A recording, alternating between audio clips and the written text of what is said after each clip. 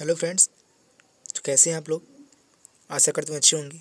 इस वीडियो में मैं आपको बिहार फॉरेस्टर और बिहार फॉरेस्ट गार्ड से संबंधित जितने भी इम्पोर्टेंट जीके हैं, जीके जिसकी मैं प्रिपरेशन आपकी इतनी अच्छी करा दूंगा कि आपके एक नंबर भी नहीं कटेंगे। आप खासकर जीएस में मैं बात करूं, जनरल साइंस और जीके जनरल नॉलेज में आप पूरा का पूरा स्कोर करेंगे, ये मेरा आपसे वादा रहा।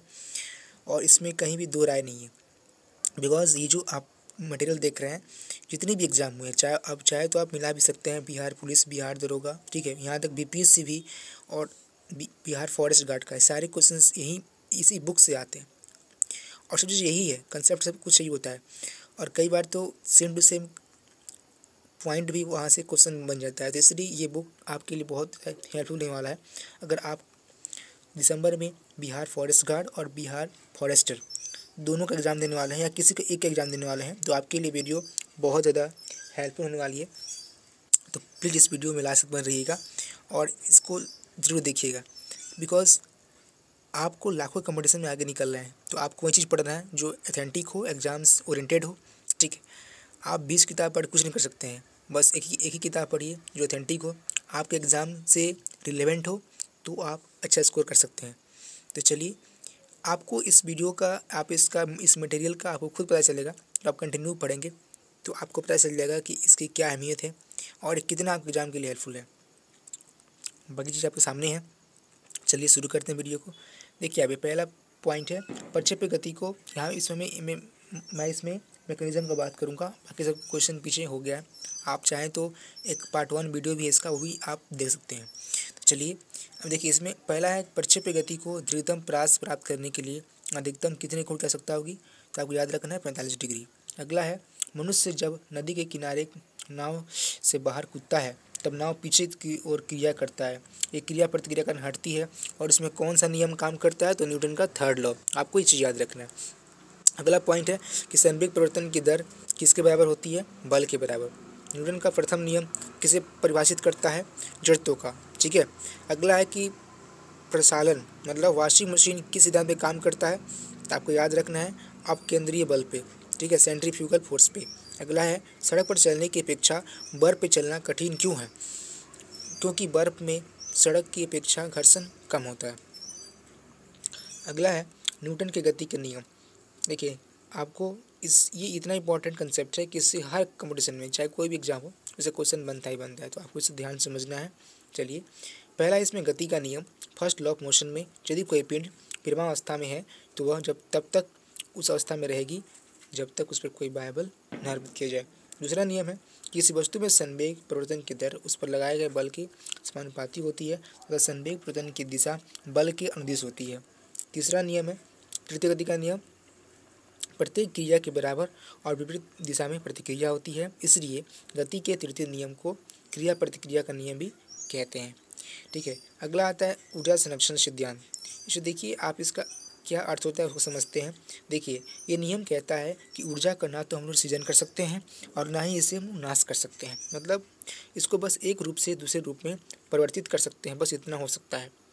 अगला है कि अंतरिक्ष में गिरता हुआ पिंड पृथ्वी के वायुमंडल में प्रवेश करने पर क्यों जल उठता है। क्यों?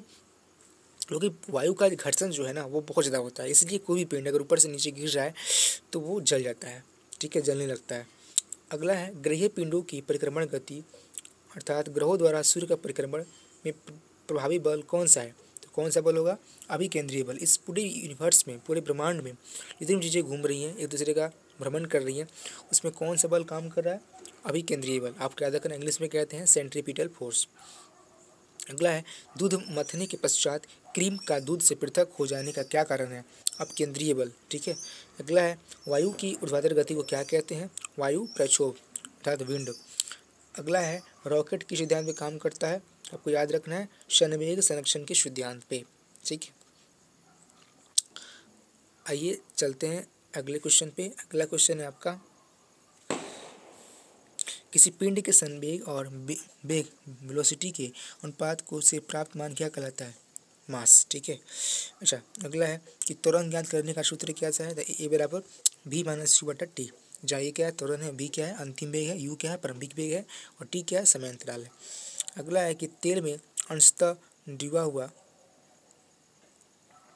अंशतः भरा हुआ टैंकर समतल सड़क पर एक समान त्वरण से जा रहा है तो तेल का मुक्त पृष्ठ होगा। कैसा होगा? पर्वतीय वक्राकार। अगला है, एक समान वृत्तीय गति पर त्वरण एक्सेलरेशन एक समान रहता है। किसकी उपस्थिति में ब्लैक बोर्ड तक कागज पर लिखना संभव है?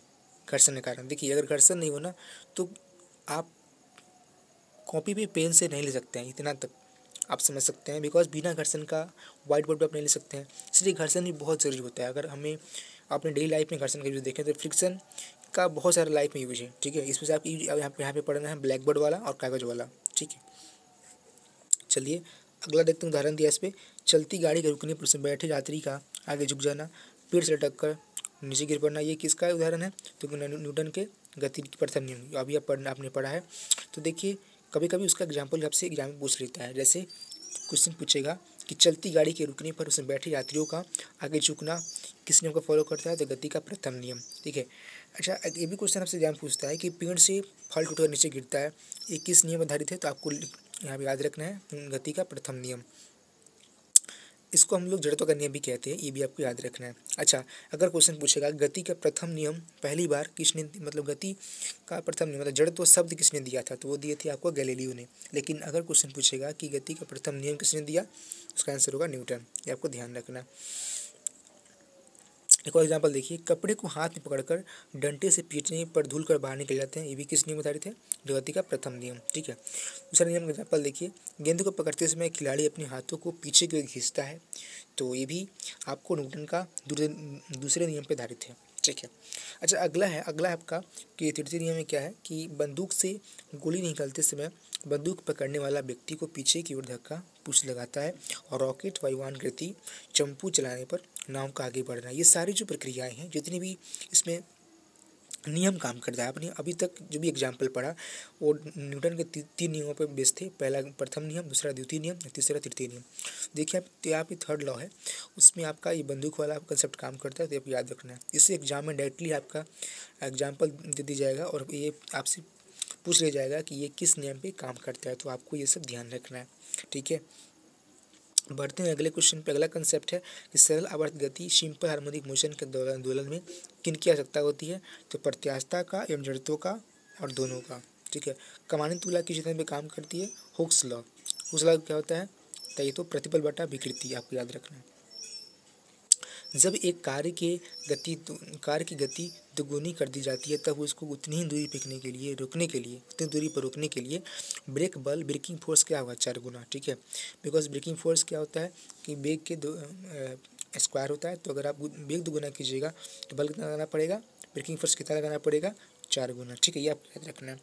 अच्छा अगला है आपका, जैसे जेट इंजन की बात करते हैं, जो एग्जाम में क्वेश्चन कुछ पूछता है कि जेट इंजन किस सिद्धांत पे काम करता है, तो आपको यहाँ पे याद रखना है कि जो जेट इंजन है वो आपका रैखिक संवेग संरक्षण के सिद्धांत पे काम करता है, आपको याद रखना है। अच्छा, कभी क्वेश्चन पूछता है कि अगर ऑप्शन में दिया रहेगा कि ये भी दिया रहे और न्यूटन का थर्ड लॉ, तो आपको दोनों टिक करना है। अच्छा, प्रथम में देखिए, प्रथम श्रेणी के उत्तोलक के एग्जाम्पल आपसे एग्जाम में पूछ लिया जाता है, तो आपको याद रखना है, इसको पूरा एकदम रट जाइए। प्रथम श्रेणी के उत्तोलक के एग्जाम्पल क्या है? कैंची, ठीक है, हैंडपम्प, साधारण तुला और प्लास। इसमें जो इसमें बीच में सेंटर में जो है वो आपका प्रास रहता है। अच्छा देखिए, द्वितीय श्रेणी का उत्तोलक कौन सा है? सरौता, नींबू निचोड़ने वाली मशीन। तृतीय श्रेणी का उत्तोलक कौन सा है?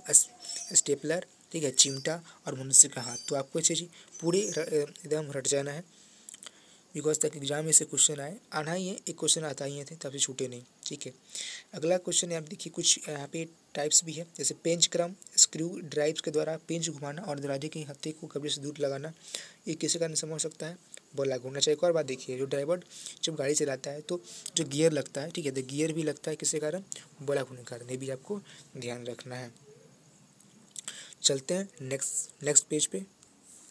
तो ये था आपका इम्पोर्टेंट्स क्वेश्चंस। ठीक है, ये वीडियो लंबा हो जाएगा, इसीलिए मैं दूसरा पार्ट किसी दूसरे वीडियो में लाऊंगा। ठीक है, आपने आशा करता हूँ इस क्वेश्चन को पूरा एंजॉय किया होगा। ठीक है, अगर आपको वीडियो अच्छी लगे, मैंने कंसेप्ट दिया आपको, जो मैं रिवीजन फास्ट रिवीजन करा रहा हूँ, आपको अगर अच्छा लगता हो तो प्लीज़ इस वीडियो को लाइक ज़रूर करें और अपने दोस्तों के बीच में शेयर करें, ताकि जितने भी प्रिपरेशन कर रहे हैं, चाहे फॉरेस्ट गार्ड की हो या फॉरेस्टर की हो, उन सबको फ़ायदा हो, सबको अपना लक्ष्य मिले।